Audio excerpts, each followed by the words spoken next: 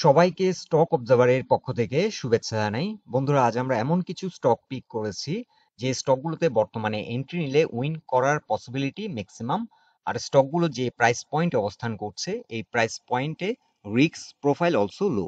স্টকগুলো বেসিক্যালি যারা day to day trade করতে পছন্দ করেন তাদের জন্য আমরা পিক করেছি। স্টকগুলোতে ভালো মোমেন্টাম ফর্ম করছে, আর এই স্টকগুলো হলো Lubrref, Malek spinning, Fuwang ceramic, Mozaffar Hossain spinning mill, BBS এবং গেইল।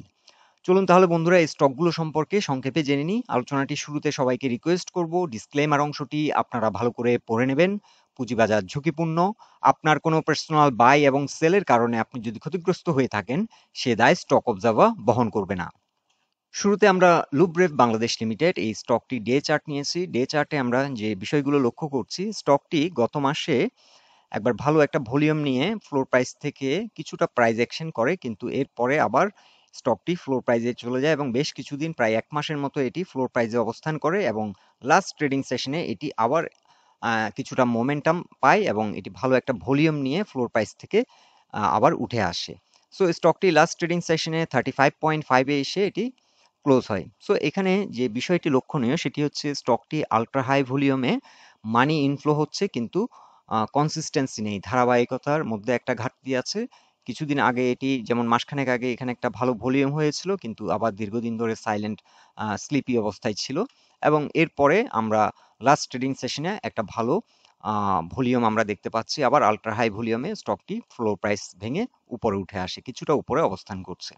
সো এই স্টকটি আমরা এখন ওয়াচ লিস্টে রাখতে পারি, আর স্টকটির ক্ষেত্রে আরেকটু স্ট্রং হওয়ার পর এন্ট্রি দেওয়াটা আমাদের জন্য সেফ। অ্যাটলিস্ট 200 এক্সপোনেনশিয়াল মুভিং অ্যাভারেজের উপরে যদি স্ট্রং একটা পজিশন নেই আমরা চাইলে এন্ট্রি নিতে পারি। সো 36.5 আমাদের হবে একটা এন্ট্রি জোন, এবং এই জোনে আমরা অনেকটা নিরাপদ, এবং এই জোন থেকে যদি কোনো কারণে নিচে নেমে যায় অ্যাটলিস্ট 35.5 এর নিচে নেমে গেলে স্টকটি আবার সেল করে দেওয়াটা সেফ, কারণ স্টকটি যদি ফ্লোর প্রাইসে চলে যায় তাহলে আবার আটকে যাওয়ার সম্ভাবনা থাকে। এখন আমরা এই স্টকটিতে যদি এন্ট্রি নিই, এটি একটু স্ট্রং হওয়ার পর যদি এন্ট্রি নিই তাহলে এই স্টকটির ক্ষেত্রে আমাদের সেল টার্গেট কি হতে পারে। সো এই স্টকটি আমরা উইকলি চার্টে দেখতে পাচ্ছি, স্টকটি কম্পারেটিভলি একটি নিউ স্টক, যার কারণে ডাটা খুব বেশি নেই, কিন্তু এই স্টকটি 55 এই জোনটিতে এসে কিন্তু বারবার রিজেক্ট হচ্ছে এবং এখান থেকে বেশ কয়েকবার রিজেক্ট হয়েছে এবং এরপর একটা বড় পতন, এবং এখানেও আমরা দেখতে পাচ্ছি লাস্ট টাইম এটি 55 পর্যন্ত প্রাইস অ্যাকশন করেছিল এবং এরপরে আবার একটা বড় রকমের পতন। সো এই স্টকটি এখন যদি এখান থেকে আবার একটা রিভার্সাল দেয় তাহলে স্টকটি অ্যাটলিস্ট 50% রিকভারি দেবে বলে আমরা আশা রাখছি। সেক্ষেত্রে আমাদের টার্গেট হতে পারে 46.3। সো এটি আমাদের ফার্স্ট টার্গেট হতে পারে, তবে এর আগে 38 এখানে একটা রেজিস্ট্যান্স এবং 42.7 এখানে একটা রেজিস্ট্যান্স। আর এটার পিভট, সেন্ট্রাল পিভট পয়েন্ট আমরা দেখতে পাচ্ছি উইকলি চার্টে 40.5, এটি একটি চ্যালেঞ্জিং জোন। এই জোনের উপর দাঁড়ালে স্টকটি কিন্তু একটা লং র্যালি হওয়ার সম্ভাবনা থাকে। সো সেন্ট্রাল পিভট পয়েন্টও একটা চ্যালেঞ্জিং এই স্টকটির জন্য 40.5, এখানে এসে ভালো রকমের একটা সেল প্রেশার ফেস করবে। সো এখানে দুটো বিষয় আমরা খেয়াল রাখতে পারি, স্টকটির ভলিউম এবং ভলিউমের ধারাবাহিকতা। নেক্সট উইক যদি ভালো ভলিউম হয় এবং ভলিউমের ধারাবাহিকতা যদি ঠিক থাকে স্টকটি হয়তো একটা স্ট্রং অবস্থান নেবে এবং সেক্ষেত্রে কিছুটা প্রাইস অ্যাকশন হবে এবং 40-তে এসে কিন্তু আবার একটা ভালো রকমের সেল প্রেশার ফেস করবে। আর এই স্টকগুলো যেগুলো আমরা পিক করেছি এগুলো ফ্লোর প্রাইসের এতটাই কাছাকাছি, আমরা সাপোর্ট নিয়ে স্টকগুলোর আমরা কথা বললাম না। আপনারা স্টপ লসটা সেট করবেন যদি কোনো কারণে স্টকগুলোতে এন্ট্রি নিয়ে থাকেন এবং আবার যদি ফ্লোর প্রাইসের দিকে চলে যায় তাহলে স্টপ লস নিয়ে এখানে আমরা এক্সিট হয়ে যাওয়াটা আমাদের জন্য সেফ হবে। এখন আমরা দেখব উইকলি চার্টে মালেক স্পিনিং এর অবস্থা। এই স্টকটিও কিন্তু লাস্ট ট্রেডিং সেশনে একটা ভালো ভলিউম আমরা লক্ষ্য করেছি, আল্ট্রা হাই ভলিউমে কিন্তু ফ্লোর ভেঙে উপরে আসে এবং স্টকটি 200 এক্সপোনেনশিয়াল মুভিং অ্যাভারেজে এসে আবার বাধাগ্রস্ত হচ্ছে, এখানে কিছুটা রিজেকশন আমরা দেখতে পাচ্ছি। সো এই স্টকটির ক্ষেত্রেও আমরা অ্যাটলিস্ট 200 এক্সপোনেনশিয়াল মুভিং অ্যাভারেজের উপরে যদি একটা শক্ত অবস্থান নেই, অর্থাৎ প্রাইস পয়েন্ট লেভেল 28.5 এর উপরে যদি স্ট্রং একটা অবস্থান নেই, শক্তিশালী একটা অবস্থান সৃষ্টি করতে পারে, তখন এন্ট্রি নেওয়াটা অনেকটা সেফ এবং এখান থেকে একটা প্রাইস অ্যাকশন হওয়ার সম্ভাবনা আছে।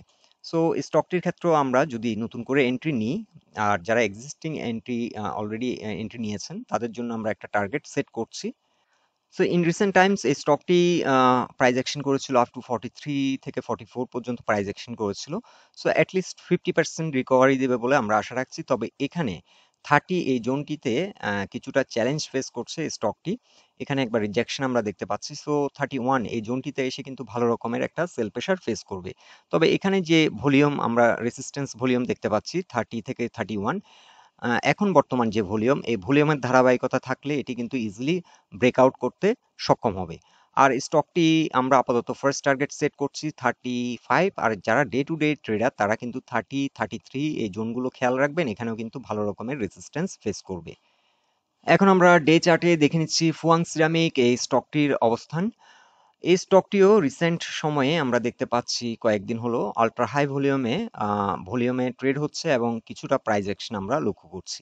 তবে এই স্টকটি এখানে একটা কি রেসিস্ট্যান্স ফেস করছে, যেটি 20.3 এই জোনটিতে একটা কি রেসিস্ট্যান্স ফেস করছে। 20.5 আমরা বলতে পারি, কিংবা 20 থেকে 21 এটা একটা ডিস্টার্বিং জোন এই স্টকটির জন্য, কারণ এই জোনটাতে এখানে ভালো একটা ভলিউম কিন্তু আটকে আছে। এখানে হিউজ ভলিউমে ট্রেড হয়েছিল এবং এখানেও কিছুটা ভলিউমে ট্রেড হয়েছিল। এখানেও আমরা দেখতে পাচ্ছি একটা ভালো ভলিউম লক্ষ্য করছি। তবে এটি খুব বেশি ইম্পর্টেন্ট না, ইম্পর্টেন্ট হচ্ছে রিসেন্ট টাইম আমরা দেখব।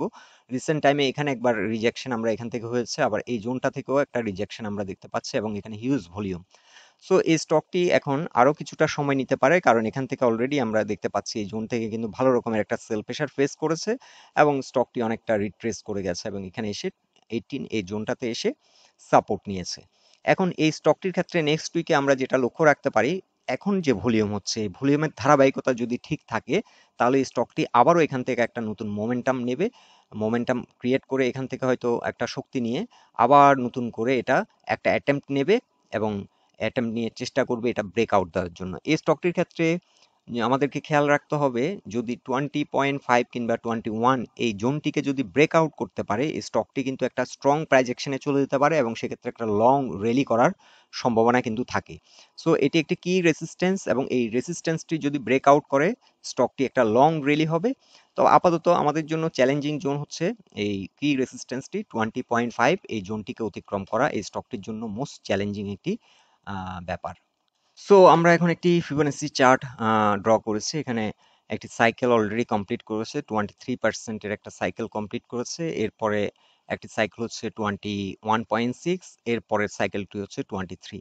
সো এই স্টকটির ক্ষেত্রে আমরা যারা কিছুদিন এটি হোল্ড করার মানসিকতা নিয়ে এন্ট্রি নিয়েছি অলরেডি, তাদের জন্য টার্গেট হতে পারে 23, ফার্স্ট টার্গেট হতে পারে। এবং আপনারা যদি ডে টু ডে ট্রেডার হয়ে থাকেন এই জোনগুলো আপনারা খেয়াল রাখবেন। 20 এই জোনটিতে ভালো রকমের একটা রেজিস্ট্যান্স এবং 21.6 এই জোনটাতে এসে একটা রেজিস্ট্যান্স ফেস করবে। ভলিউম ঠিক আছে, তবে স্টকটি আবার ফ্লোর প্রাইসে যদি কোনো কারণে চলে যায়, যদি 18 পয়েন্টের নিচে, সরি 18 টাকার নিচে, 18 এর নিচে যদি নেমে যায়, তাহলে কিন্তু স্টকটি স্টপ লস নিয়ে ওয়েট করাটা বেটার হবে, কারণ এটি আবার যদি ফ্লোর প্রাইসে চলে যায় সেক্ষেত্রে একটা ঝুঁকি অবশ্যই থাকে।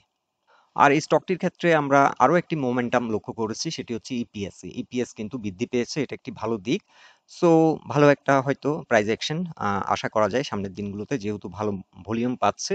এই ধারাবাহিকতা ঠিক থাকলে হয়তো ভালো একটা প্রাইস অ্যাকশন আমরা লক্ষ্য করব। এখন আমরা দেখে নেব Mozaffar Hossain spinning mill limited এই স্টকটির অবস্থান। ডে চার্টে এটি আমরা দেখতে পাচ্ছি স্টকটির ক্ষেত্রেও লাস্ট ট্রেডিং সেশনে একটা হিউজ ভলিউম, আল্ট্রা হাই ভলিউমে ট্রেড হয়েছে, তবে স্টকটি কিন্তু একটা ভালো রকমের রিজেকশন আমরা দেখতে পাচ্ছি প্রাইস অ্যাকশনে।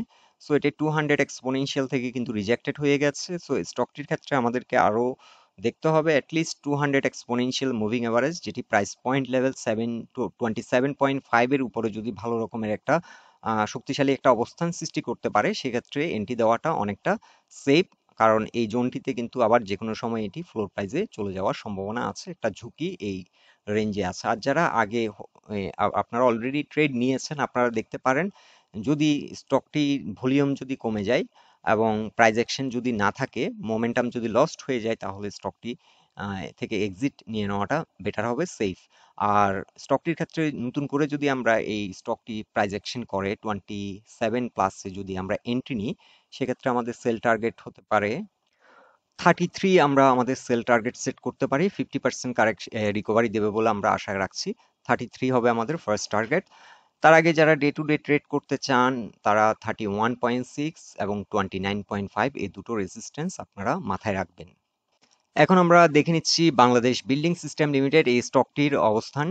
এই স্টকটিও একই অবস্থা। বর্তমানে আমরা লাস্ট যে দুটো ট্রেডিং সেশন, এই দুটো ট্রেডিং সেশনে আমরা দেখতে পাচ্ছি ভালো একটা ভলিউমে কিন্তু ফ্লোর প্রাইস থেকে উঠেছিল, কিন্তু আবারও এটি 200 এক্সপোনেনশিয়াল মুভিং অ্যাভারেজ থেকে রিজেক্ট হয়ে ফ্লোর প্রাইসের কিছুটা কাছাকাছি অবস্থানে চলে আসে।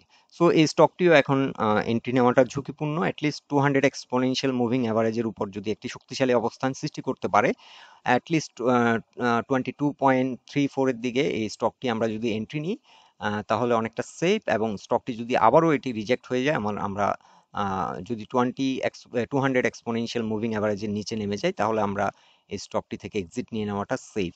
আর এই স্টকটি যদি ঠিক মতো এটি এখানে 200 এক্সপোনেনশিয়াল মুভিং অ্যাভারেজের উপর যদি ঘুরে দাঁড়াতে পারে, সেক্ষেত্রে আমরা আমাদের টার্গেট সেট করব। আমরা আমাদের ফার্স্ট টার্গেট সেট করতে পারি 26.7 এবং সেকেন্ড টার্গেট সেট করতে পারি 30। এই জোনটাতে আমরা সেট করতে পারি।